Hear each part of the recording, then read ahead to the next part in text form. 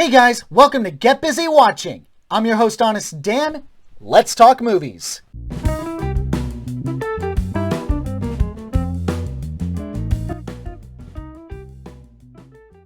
Okay, let's talk SpongeBob SquarePants. You want to know how old I am? I remember when the very first season came out way back in 1999. I was 10 years old. I remember sitting in my living room on my N64. There was a game I was playing. What was it again?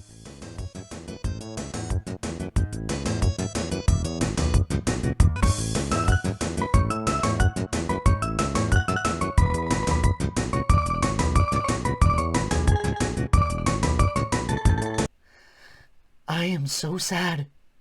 I miss the 90s. Yep, I was playing Diddy Kong Racing with my buddy at the time, and I remember educating my dad on how to pronounce the name SpongeBob SquarePants. Good times. Good times, good times. I was an avid fan for years, and even at an advanced age too. I was there for the first ever SpongeBob movie. It was around there I stopped watching the cartoon, though I did manage to catch the second movie in 2015, which was a lot better than I thought it'd be. But the reason I fell off the bandwagon was because SpongeBob changed. The comedy became too weird and even gross. Even SpongeBob himself seemed to become less likable. Yes, even in older episodes there was a mix of him being annoying in one episode and likable in the next. But even in those more annoying ones, there was some intelligence thrown in, and even occasionally a message for kids to think about. But nowadays... While the premise is nothing to sneeze at, this episode's ultimate downfall is how needlessly detailed and disgusting SpongeBob's injury is. Yeah, you get the picture. Basically, it became too zany and unfunny for my tastes, and I had to pull away. Make no mistake, I respect this show. It's been going strong for 13 seasons, give or take 265 episodes as of this video, and isn't slowing down with 2 spin-off shows on the horizon. Jeez. Patrick as the main character, count me out. And yes, I purposely avoided the obvious pun of calling him the main star. I won't dignify this show by making that pun. SpongeBob has officially appealed to multiple generations of kids now, myself included. To call it a modern icon would be an understatement and will likely go down in history as one of the most successful and iconic cartoons ever made.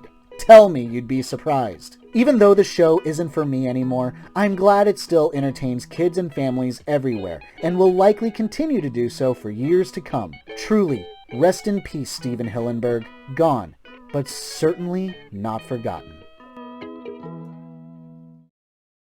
And here we are with the latest cinematic release. Now I gotta say, when this was first announced, I wasn't all that hyped for it. SpongeBob in theaters. Cool. But then the first trailer dropped, and I gotta say, I really liked the art design. It showcased more detailed textures, 3D, but it still retained the original design of the characters. It kind of reminded me of the criminally underrated Peanuts movie, which did something similar.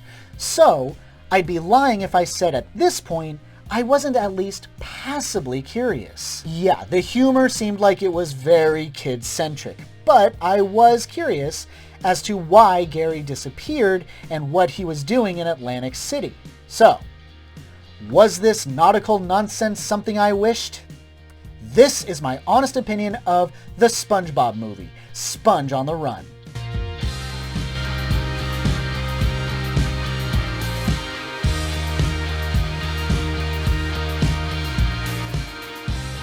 King Poseidon, voiced by Matt Berry, has just ran out of snail trail, which he uses to stay youthful, at the cost of snail health. Learning of this, the nefarious Plankton, voiced by Mr. Lawrence, comes to the realization that SpongeBob SquarePants, voiced by Tom Kenny, has been indirectly responsible for thwarting his plans to steal the Krabby Patty formula, not his arch-nemesis and business rival, Mr. Krabs, voiced by Clancy Brown. and kidnaps SpongeBob's beloved pet snail Gary as a means to get SpongeBob out of the picture. After his shift at work, SpongeBob returns home to find Gary missing, but with the help of his dim-witted best friend Patrick Star, voiced by Bill Fagerbaki, they deduce that the snail has been taken to Poseidon's palace in the lost city of Atlantic City and embark on a long journey to rescue Gary. Yeah, it's okay. Considering how uncomfortable I can get with newer SpongeBob episodes, it's kind of nice to know that I can sit down and watch this movie and kind of enjoy myself. Kinda. I'm definitely not the target demographic, that's for sure. But let's get into it, shall we? Positives. This movie does two great things. One, the art design. Loved it. The 3D looks great. It's sleek, it's fresh, it's faithful. Loved it. And of course, the most breathtaking part of this movie, Keanu Reeves. You're breathtaking. You gotta love how this movie acknowledges his popularity in subtle, not subtle ways. That twinkle in his eye, man. Too fun.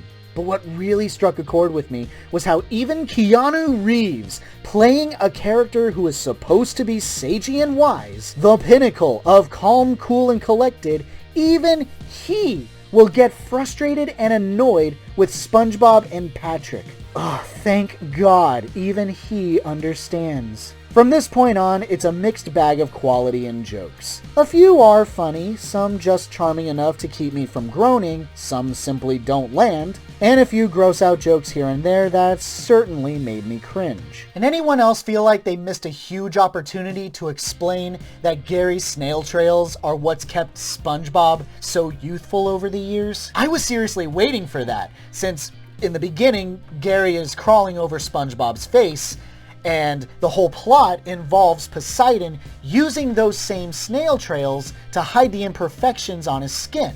But whatever. I stopped being invested in SpongeBob like that years ago.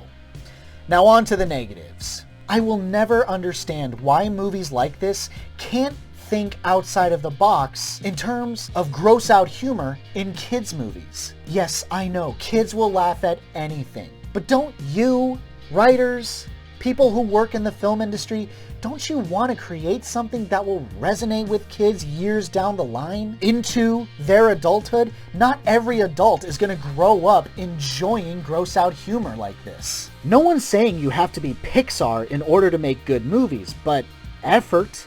I don't think it's funny to see a person rub that stuff on their faces. So many celebrity talents were random and pointless. Awkwafina as Otto the robot literally could have been played by the Nickelodeon studio janitor. Snoop Dogg shows up to perform a random rap and dance number. I tolerated Danny Trejo because he's Danny Trejo, but Snoop Dogg was an eye roller. I really groaned when SpongeBob and Patrick fought for the second time. They reference how in buddy movies like this, there's always an end of second act breakup, only to reunite later. They do that fight right away, as if to say that the trope has been done, therefore it won't need to happen later. But here we go. They fight again in the prison cells. Granted, it doesn't last that long, but it still happens. And I really took umbrage with the whole courtroom defend SpongeBob in summer camp thing, especially, more specifically, Sandy's recollection.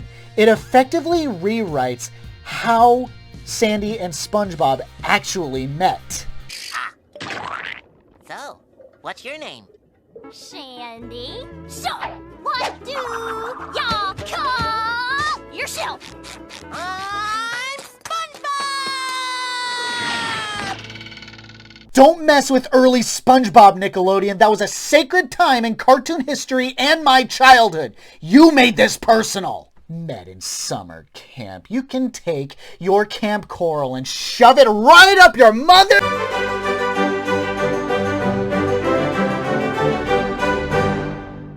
Overall, I don't care for it, but I've had worse times with other kids' movies. It had moments that I legit enjoyed. It had painful moments that I wish I could forget.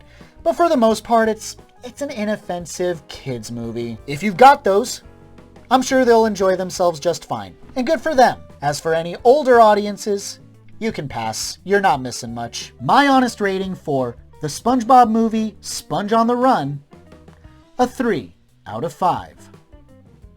Thanks so much for watching, you guys. I really appreciate it. Have a great day. Stay safe and healthy out there. Please wear a mask if you go out. Hope to see you soon.